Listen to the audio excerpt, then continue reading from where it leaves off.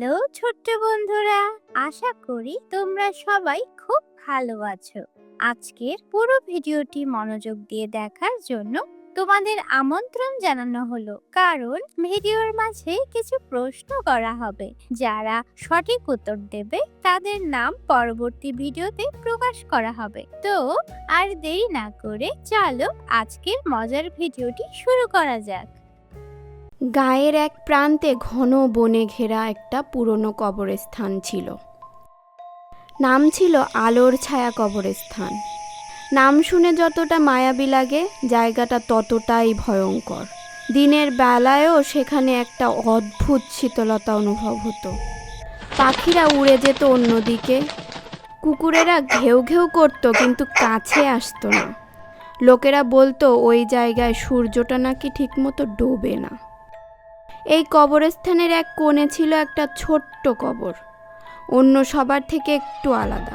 ছোট সাদা পাথরের ফলকে লেখা, আইনুর কবর, বয়স 8, ঘুমিয়ে আছে না ফেরার দেশে। এই কবরে কেউ আসতো না, কেউ ফুল দিত না, কিন্তু গ্রামের লোকজন বলতো প্রতিদিন ভোরে কে যেন একটা লাল গোলাপ রেখে যায়, কিন্তু কেউ কখনো সেই মানুষটিকে দেখেনি। অনেকে বলতো কবরের পাশের বাতাসটা কেমন জানি ভারী। গল্পটা শুরু হয় শহরের মেয়ে নাহিনকে নিয়ে। বয়স 12, ছুটিতে নানা বাড়িতে এসেছে। সাহসী, কল্পনাপ্রিয় আর রহস্যপ্রেমী। কবরস্থান আর ভূতের গল্প তার ভীষণ পছন্দ। দাদু, আমি ওই আয়নার কবরটা দেখতে চাই। সবাই বলছে ওইটার আশেপাশে কিছু অদ্ভুত হয়। আমি দেখব সত্যি কিছু হয় কিনা। সন্ধ্যার পর ওদিকে যাস না। আইনু ছোট ছিল, কিন্তু তার মৃত্যুটা ঠিক স্বাভাবিক ছিল না। মানুষ বলে ওর আত্মা এখনো কবরেই আটকে আছে, আর কেউ ওর পাশে দাঁড়ালে ও ভাবে তার সাথে খেলতে এসেছে। সব গল্প। আমি এক রাতে পাহারা দেব, দেখব কে গোলাপ রেখে যায়। পরের দিন সে প্ল্যান করলো। সঙ্গে টর্চ, পানি, একটা ক্যামেরা আর একটা খাতা নিল। সন্ধ্যার আগেই সে গিয়ে লুকিয়ে পড়ল কবরস্থানে। জায়গাটা ভয়ঙ্কর নিস্তব্ধ, পাতা পড়ার শব্দও যেন কানে বাজে। রাত 11টা, হঠাৎ ঝিরঝির শব্দ, কে যেন আসছে। ছোট্ট একটা মেয়ে, সাদা ফ্রক, খোলা চুল, হাতে গোলাপ। সে আইনুর কবরের সামনে দাঁড়ালো। বাতাস তখন একদম থেমে গেছে, মেয়েটার পা মাটিতে ছুঁইছে না। সে গোলাপ রাখলো, মুখে ফিসফিস করে কিছু বলল। তুমি আর একা না, আমি এসেছি আইনু, আজ আমরা আবার খেলবো। নাহিন ক্যামেরা তুলতেই হঠাৎ বাতাসে ঝড়ের মতো শব্দ। ক্যামেরা পড়ে গেল, চোখের সামনে মাটি ফেটে গেল একটু। মেয়েটা ঘুরে তাকালো, চোখ ছিল 2 গহ্বরের মতো অন্ধকার, ঠোঁটের কোণে হাসি, কিন্তু সেটা যেন ঠান্ডা মৃত্যু হাসি। সে ধীরে ধীরে ভেসে আসছিল নাহিনের কাছে। নাহিন দৌড়ে পালালো। বাড়ি ফিরে গিয়ে জ্বর, গায়ে কাঁপুনি, ঠোঁট নীল। আমি আইনুকে দেখেছি, সে ফিরেছে। তুই জানিস না, আইনু একা মারা যায়নি, ওর সাথেই ছিল ওর বান্ধবী মিনা। তারা একদিন খেলতে খেলতে কবরস্থানে গিয়েছিল, তারপর দুজনেই নিখোঁজ। পরে শুধু আইনুর মৃতদেহ মেলে, গলায় লাল ফিতা বাঁধা, মুখে হাসি। মিনার কোনো খোঁজ নেই। নাহিন সাহস করে আবার গেল। এবার সে আইনুর জন্য ছোট্ট পুতুল নিয়ে গেল। তুমি যদি আইনু হও, তোমার জন্য। মিনা যদি ফিরে আসে, ওর সাথেও খেলতে পারবে। হঠাৎ চারপাশ ঘন কুয়াশায় ঢেকে গেল।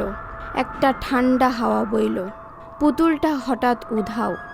পরদিন সকালে গ্রামে হইচই পড়ে গেল। আইনুর কবরের পাশে আরেকটা ছোট কবর দেখা গেছে। কেউ দেখেনি কবর খোঁড়া হয়েছে, তবু ফলক বসানো, মিনার ঘুম। নাহিন বিস্ময়ে দেখল পাশে রাখা গোলাপ এবার 2টি, আর মাঝখানে পড়েছিল তার খাতার একটা পৃষ্ঠা, যেখানে সে আগের রাতের আইনুর জন্য চিঠি লিখেছিল। 3য় রাত। নাহিন এবার পুরো কবরস্থানে নজর রাখল। রাত 12টার পর সে দেখল দুইটা ছোট্ট মেয়ে, আইনু আর মিনা, হাত ধরে বসে আছে কবরের পাশে। তুমি আমাদের চিঠি পড়েছো, তাই তোমাকেও ডাকতে এসেছি। এখন তিনজন মিলে চিরদিন খেলবো। না, আমি বাঁচতে চাই। আমি মৃতদের সাথে থাকতে পারবো না। তুমি কথা দিয়েছিলে, পুতুল দিলে, ভালোবাসা দিলে। আমরা জানি তুমি কেমন একা, তাই তোমার জন্য একটা কবর বানিয়েছি। হঠাৎ কবরস্থানের এক কোণে মাটি ফেটে উঠল, তাতে লেখা, নাহিন অপেক্ষায়। নাহিন চিৎকার করে দৌড় দিল, কিন্তু পায়ের নিচে মাটি যেন টানছিল। তারপর আর নাহিনকে কেউ খুঁজে পায়নি। সকালে নাহিনের খাট খালি, দরজা খোলা, বাতাসে ছিল পচা গোলাপের গন্ধ। কেউ জানে না সে কোথায় গেল। কবরস্থানে একটা নতুন ছোট্ট কবর দেখা যায়। 3টি নাম, আইনু, মিনা, নাহিন। সন্ধ্যার পর 3টা ছোট্ট ছায়া দেখা যায় কবরস্থানে। ওরা হাত ধরে নিচে বেড়ায়। শিশুরা নিখোঁজ হয়। খেলনার দোকান থেকে পুতুল হারিয়ে যায়। রাতের বেলা কুকুরেরা কবরস্থানের দিকে তাকিয়ে কাঁদে। এই কাহিনী গ্রামের একজন বয়স্ক লোক রহিম কাকু জানতেন। বয়স 80-র কাছাকাছি। একসময় কবরস্থানের তদারক করতেন। আজ থেকে 10 বছর আগের কথা। আইনু আর মিনা, 2 বান্ধবী, যেন ছায়া আর আলো, সব সময় একসাথে। বিকেলবেলা খেলতে খেলতে তারা কবরস্থানে ঢুকে পড়ে। ওরা নিজেরাই বানিয়েছিল একটা খেলা, ঘুমের ঘর। একটা মাটি খুঁড়ে ছোট গর্ত বানাবে, একজন শুয়ে থাকবে, আরেকজন ঢেকে দিবে পাতা দিয়ে। ঘুমের অভিনয়। প্রথমে মিনা শুয়েছিল, আইনু পাতায় ঢেকে দিয়েছিল। তারপর আইনু বলল, এবার আমি শুই, তুমি আমাকে ঢেকে দাও। মিনা খুশি হয়ে পাতায় তাকে ঢেকে দেয়। ঠিক তখনই বাতাস থেমে যায়, আর ওদের পাশে এক ছায়ামূর্তি দেখা দেয়, কুয়াশা জড়ানো। গলার আওয়াজ ছিল কাঁপানো। একজন থাকবে, একজন যাবে, বেছে নাও। মিনা ভয় পেয়ে দৌড়ে পালায়। আইনু তখন পাতার নিচে শুয়ে। তুমি একা, তবে এখন থেকে চিরকাল ঘুমাও। সন্ধ্যায় আইনুর দেহ পাতা চাপা অবস্থায় পাওয়া যায়। গলায় পুতুলের লাল ফিতা, মুখে অদ্ভুত হাসি। মিনাও হারিয়ে যায়। কেউ জানে না সে কোথায় গেছে। তারা কেউ প্রকৃত অর্থে মরে যায়নি। তারা আটকে গেছে সেই খেলায়। তারা নতুন বন্ধু খোঁজে, যারা কখনো তাদের ফেলে যাবে না। আলো ছায়ার কবরস্থান এখনো আগের মতোই। গ্রামে নতুন এক পরিবার এসেছে শহর থেকে। দম্পতি আর তাদের 11 বছরের মেয়ে তাহা। সাহসী, গল্পপ্রিয়। এক রাতে সাহস করে তাহা চলে যায় কবরস্থানে, সঙ্গে সাদা গোলাপ। রাত 12টায় 3টি ছায়া এসে হাজির হয়। তুমি আমাদের গল্প জানো? এখন তুমি আমাদের বন্ধু হতে চাও? তাহা ভয় পায়, কিন্তু তখন পেছনে তাকিয়ে দেখে পাথরের মূর্তি দাঁড়িয়ে আছে, দেখতে তাঁরই মতো। গেট নেই, ফেরার পথ নেই। পরদিন তাহা নিখোঁজ। নতুন একটি কবর দেখা যায়। তাহা।